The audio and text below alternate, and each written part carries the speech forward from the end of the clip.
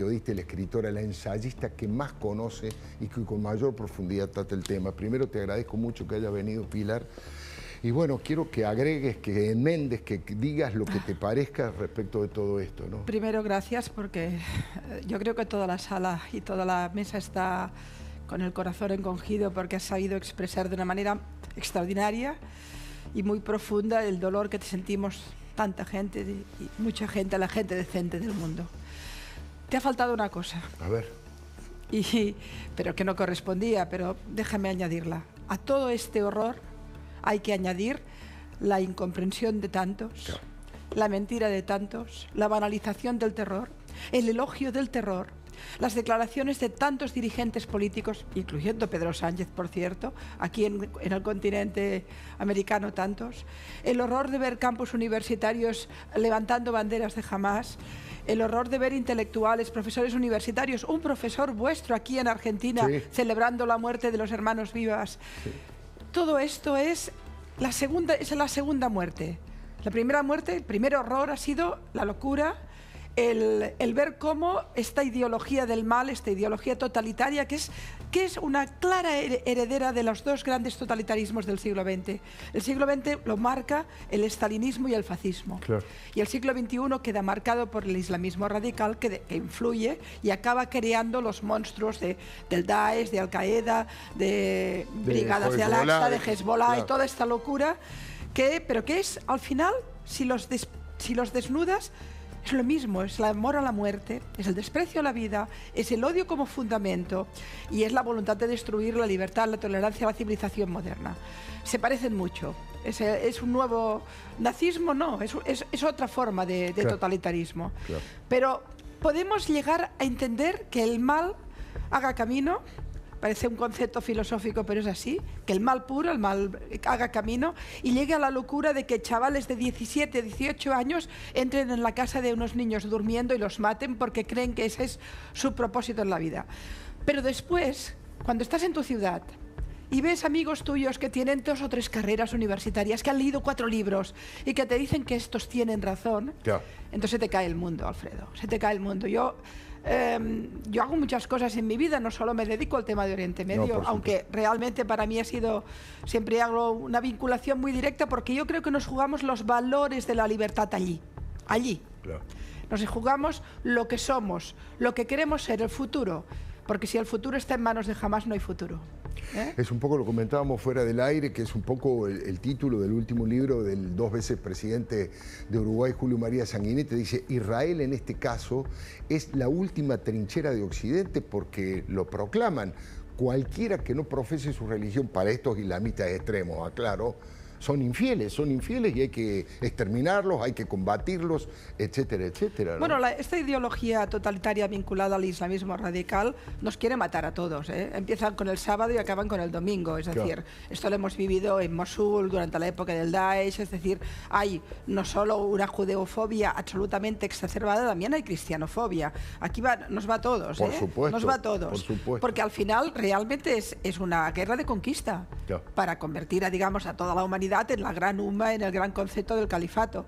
Y esto, cuando yo lo explico, tengo la sensación de explicar una historia de Ali Baba y los 40 ladrones. Claro. Pero en realidad, cuando lees sus textos, yo he leído cantidad de textos yihadistas, me horroriza hasta qué punto son infantiles, pero en realidad están hablando de una colonización abierta. Claro. Es decir, por decirlo así, nos matan con la tecnología del siglo XXI, pero conectado con la Edad Media, ¿eh? Claro. Ese es el concepto. De manera que, sin ninguna duda, estamos ante una situación extrema de una ideología que tiene miles y miles de militantes en el mundo. Cuando hacemos las cuentas nos horrorizamos, pero que en Israel tiene su cara, digamos, más directa.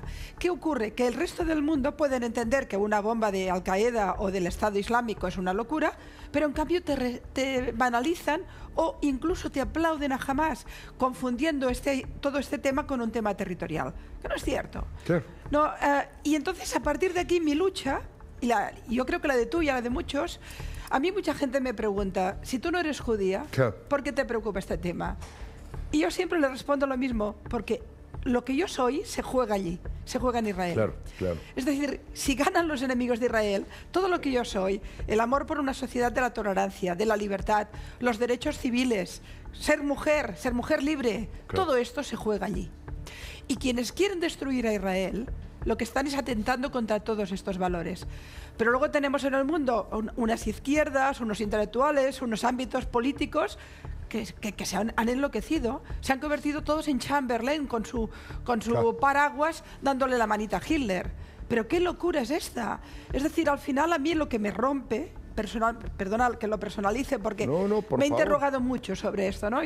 Un amigo mío me dijo en Uruguay que el 7 de octubre le había explotado el ADN, claro, el ADN judío, ¿no? Claro.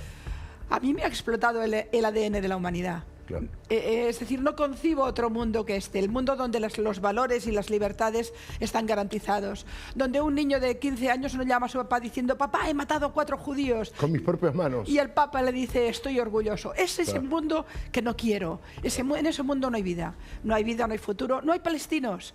Claro. Porque además me gustaría que los que nos escuchan y aún tienen la banderita, decirles que el principal enemigo del pueblo palestino es Hamás. Sin duda. Es Yihad Islamía, es Brigadas de Al-Aqsa, toda esta locura que los secuestra para la vida, que los lleva a un ciclo de violencia que no tiene ninguna salida y al final los destruye. Y diré algo más provocador, que sé que luego en las redes cualquiera me va a decir cualquier barbaridad. Los únicos amigos de los palestinos son los israelíes. Sí. Palestina solo tiene futuro con Israel. El mundo árabe solo tiene futuro si se entiende con Israel. Eso es lo que han visto los saudíes.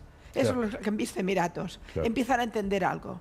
Y no olvidemos después, Alfredo, que tenemos ahí el gran Irán, que ha ido moviendo todos los hilos, financiando, creando logísticas, sembrando el terror en todas partes. Ustedes conocen muy bien el papel de Irán aquí. Sin duda, sin duda.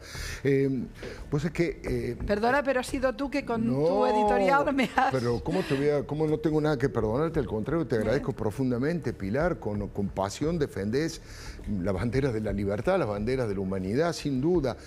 El doctor Ricardo Nachman es un médico argentino que es una de las máximas autoridades en el campo forense en Israel. Es quien ha tenido que recibir a los cuerpos de los fallecidos, los cadáveres.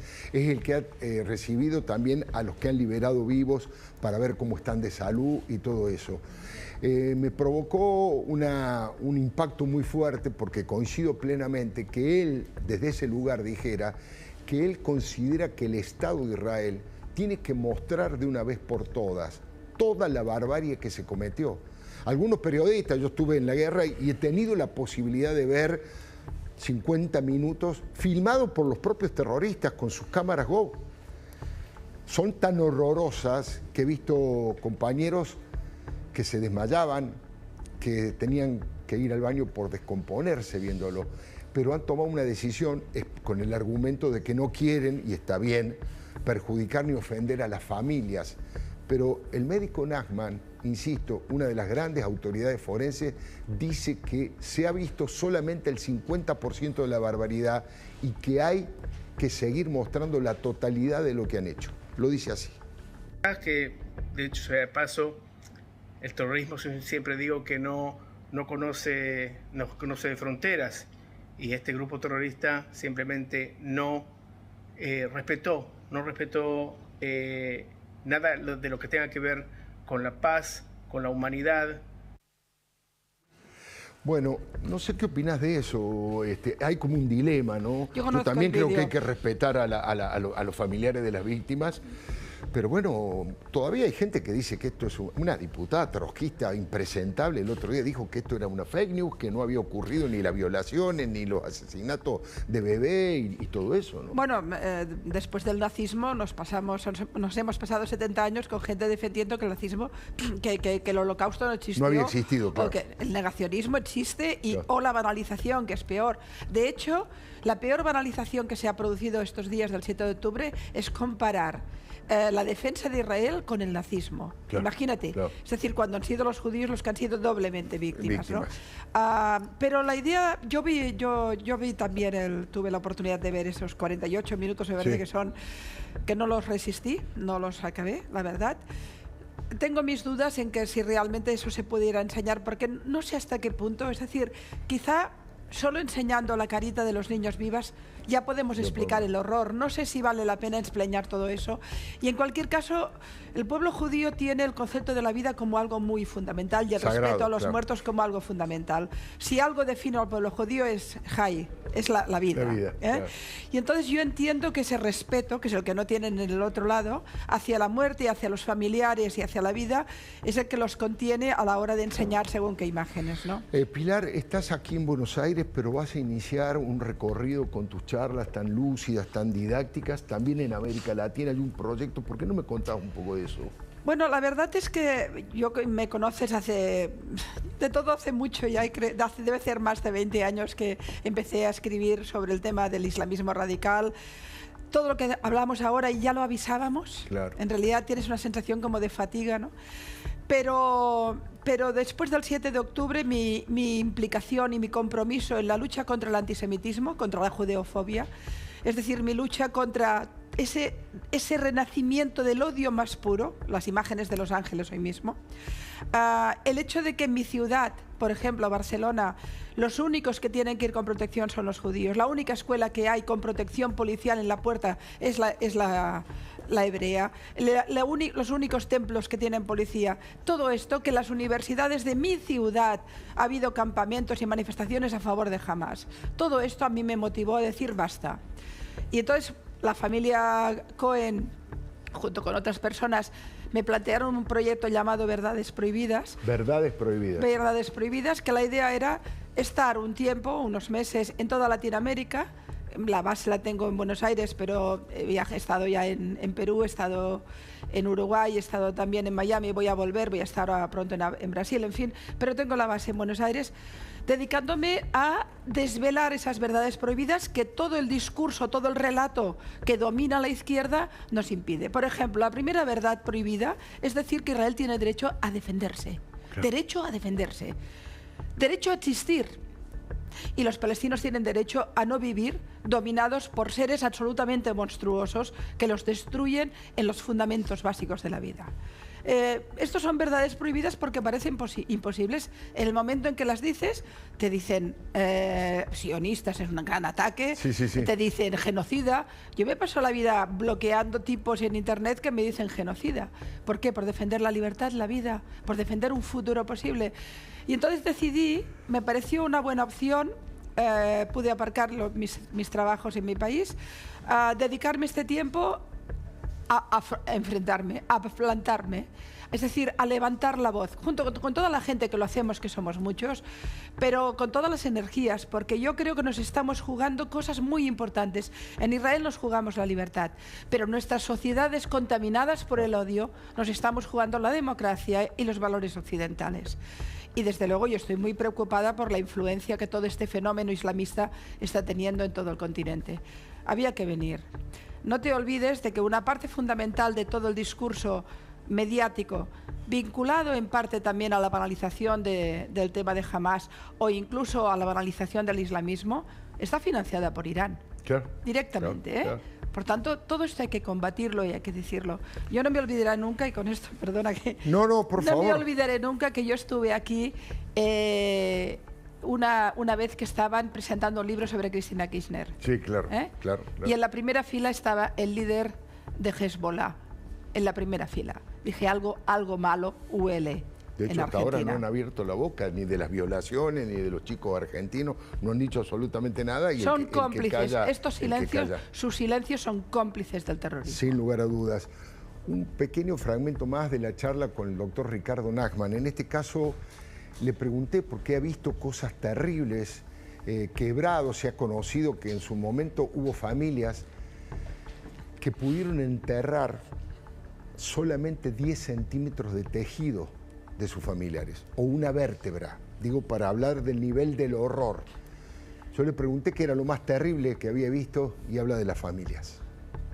Cuerpos mutilados, falta de respeto total y absoluto para con la vida, ¿no? La vida sin tener en cuenta ni la edad, ni el sexo, incluso nacionalidad o raza, ¿no? Y tampoco religión.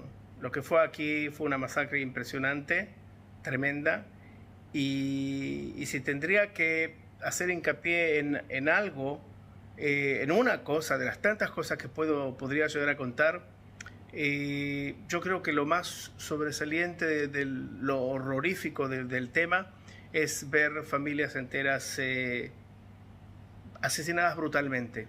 Brutalmente, personas indefensas, niños, mujeres, como siempre dije, siempre conté, masacradas, ¿no? Qué palabra, masacradas. Yo estuve en Niroz, sí, como tú, sí. y estuve muy temprano después de la masacre, y estuve mucho tiempo con el olor a cuerpo quemado. Sí, claro, es impresionante. Creo, para mí fue un impacto. Entré en el comedor, donde habían quemado muchos cuerpos, Sí.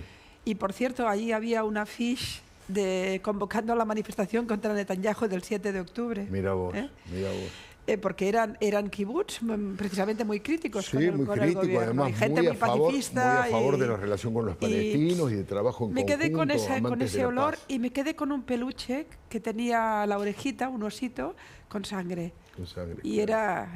era la muerte de la infancia, ¿no? Pilar, como siempre, ha sido un verdadero gusto y un honor que hayas estado aquí en este programa, ¿eh? No, el honor es mío. Muchísimas gracias. Muy buenas noches. Si necesitas efectivo, tengo la solución. Acércate a Cabildo 2114, donde vas a poder vender oro, alhajas brillantes, relojes importantes a precio internacional.